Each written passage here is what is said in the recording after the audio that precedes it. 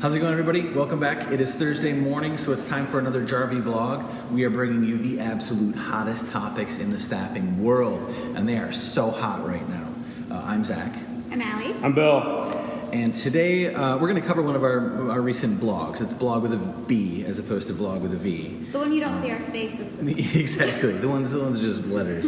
I'm looking at this on my phone. You can access it on your phone if you want to. But it's pretty apropos to what we're kind of doing right now. We're kind of we're evaluating what we've done this year, looking at some of the ways that we can improve our results.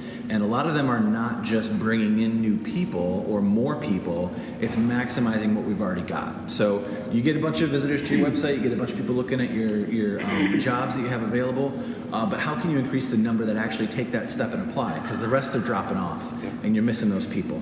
So we have a couple strategies in here, but we're just going to kind of talk about them real quick. Two of the top ones do involve the actual application process. Bill, kind of cover what you would recommend for improving your results. Well, I think,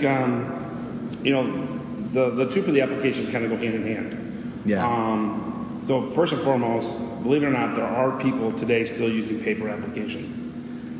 And wow, I mean, yeah. I mean, I understand that there's smaller companies that possibly can't afford the infrastructure in place to put everything online, but for most companies, it shouldn't be an issue. It shouldn't even be a question. Your application should be online. Second of all, to make it a lengthy process, candidates don't want to take a ton of time to apply for a job, even if it is, quote unquote, their dream job or their career job. And really, we shouldn't make it hard for people. It's a competition for talent, and we need to make it as easy as possible for people to apply. And so if we're gathering too much information on the front end, what we need to do is figure out which information we need now, and then what information, if we do hire the person, we can gather after the fact. Because that's stuff that we can gather when we onboard the person into our company. And a later interview or something like that. Yeah. And I've got a whole different vlog that we could talk about for onboarding. But right now, we're talking about the application. And so a lot of people have their resumes on their phone. And regardless of which app you use to apply for a job or to look for a job, if you have your resume on your phone, you can email it out, or you could apply through any number of apps on your phone. The easier it is, the better. So, and that's pretty much, yeah. Yeah. Think of it as instead of like trying to attract people, reducing the amount of obstacles. Yeah. You're already getting people to your website. Hopefully you're getting people to your website. If you're already getting that, you just want to reduce the amount of barriers to getting someone to actually take that step and apply, because that's the moment that you can actually bring them into your fold and really get to work with them. And put yourself through that process yourself. Put yourself in the place of an applicant and really understand what it's like to apply for a job with your company. And like Bill said, take a hard look at what you need now versus what can be collected later. Allie, before the application comes, you have to have a good, solid way to tell someone about the job itself. Where's room for improvement there? Yeah, so one thing you definitely want to keep in mind, even before people get to the application, is the job description itself. Is your job description being effective? Is it going to attract people, pull them in, make them want to actually apply to that position that you have available? So kind of some things you want to keep in mind when you're writing a good job description is you want to keep it concise, but still lay out all the details that someone's going to need to know for that job that they're applying for. So kind of something maybe that would help is just do a paragraph in the beginning that kind of lays out the position and the roles and expectations.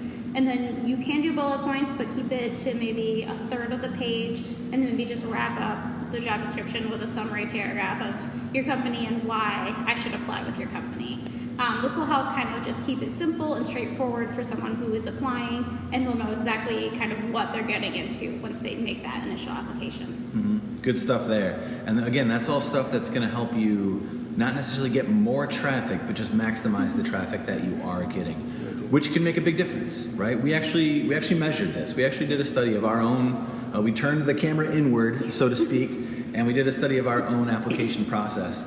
And Allie kind of summarized basically what we found when we looked at job descriptions.